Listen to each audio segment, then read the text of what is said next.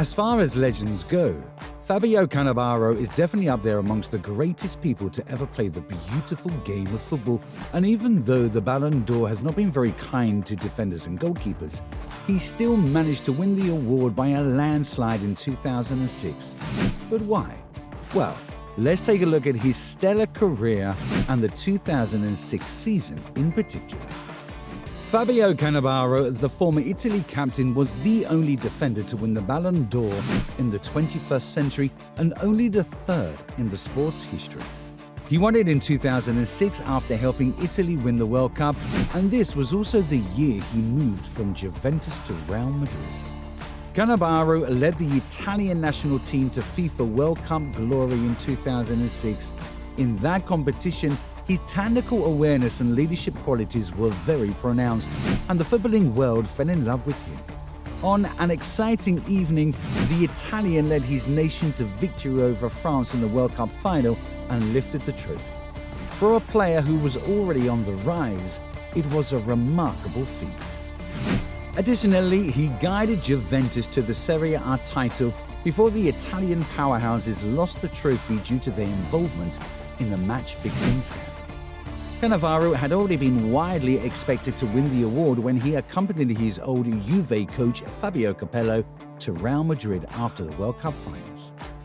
At the end of the vote, he received 498 points, beating players like Ronaldinho and Zinedine Zidane to win the award for Best Player of the Year, with fellow countryman Buffon coming in second and French forward Thierry Henry coming in third. As of now, he is still the last defender to win the prestigious award. Additionally, he was named the FIFA World Player of the Year, the World Soccer Player of the Year, the Italian Footballer of the Year in Serie A, and the Serie A Defender of the Year. Safe to say that Fabio had a very superb 2006. There were a lot of people that claimed that he was too short to be a defender. However, his height or stature didn't stop him from making history. He said that when he first arrived at Napoli, he was the ball boy, which meant that he got to watch as the legends train. Once he joined the youth team as a young teenager, he started off as a midfielder. But on a particular day, one of the directors of the youth academy came up to him and told him that he was going to change positions. The director asked him if he could play defense, and that was it. No explanation, no reason. He was shorter than most of the other guys on the pitch, so he didn't really look like a defender and definitely not a centre-back. But from that moment on, that was his position. He learned from watching Ciro Ferrara, who was the best Italian defender according to him. He played alongside the legend who played more than 500 games for Napoli and Juventus. Ferrara, like many Italians, don't mince words. He would always tell Fabio where he needed to be, what he needed to do, and whether or not he had any chance against his opponent. He also learned a lot from the genius Diego Maradona. Every day he watched the legend, and when he got called up to train with the first team, he was excited and was eager to knock the ball off Maradona's foot. However, Ferrara told him that you don't just go and tackle Maradona. The ball never leaves his feet.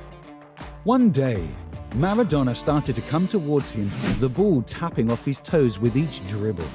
Without a thought, he ran towards him and made a move for the ball. He tackled Maradona and got the ball. Suddenly, the eyes of his teammates and my trainers were on me. The only person smiling was Maradona. And at the end of training, he walked up to Fabio and handed him his boots. That was the beginning of great things for Fabio Cannavaro. According to him, you have to play against the greatest in the world. You have to play against the best. And he said that you don't need height or speed or even ball skill, but the most important thing for a player to have is confidence. This is in no way far from the absolute truth, as we've seen players with all the talent in the world achieve nothing because they crumble at the slightest hint of pressure. He showed early on at Napoli a knack for a good reading of the game and a hardened-up bravery that would serve him well for the course of his career. However, the team was in financial trouble, so they sold him to Parma in 1995.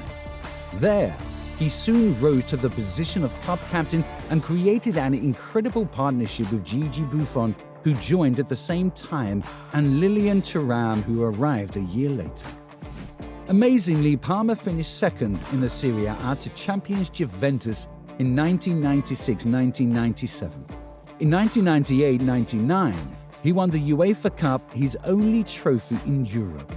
Parma defeated Bordeaux 7-2 before defeating Rangers 4-2 on aggregate along the way.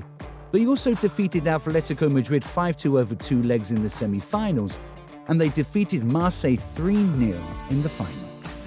They were the best team in the competition, led by goals from Fabio and Enrico Chiesa and Hernan Crespo. In addition to that, they also finished fourth in Serie A and they won the Coppa Italia.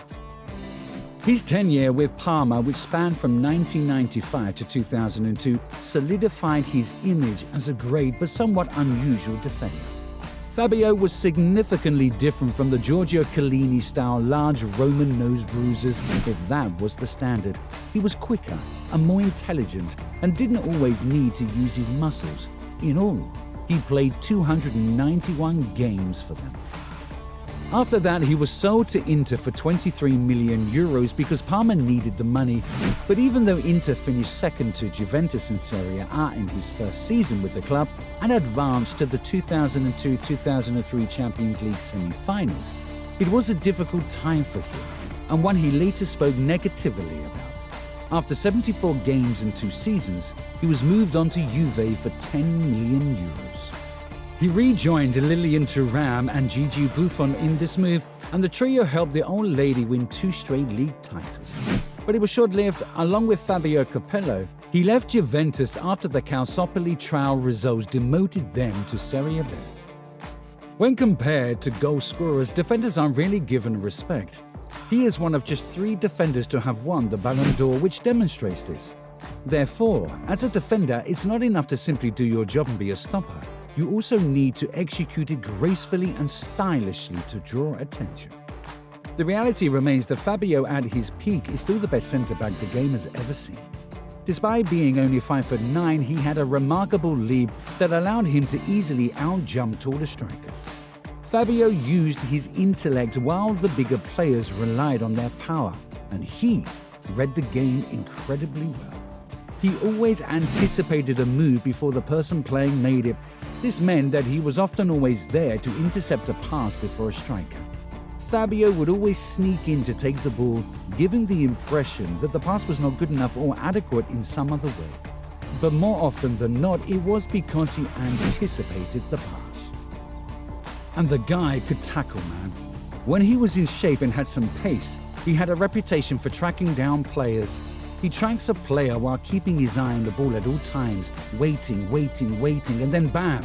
He jumps in, grabs the ball, and then trots away before passing it to a midfielder. Although it looks simple, it is not, and it requires great timing and precision.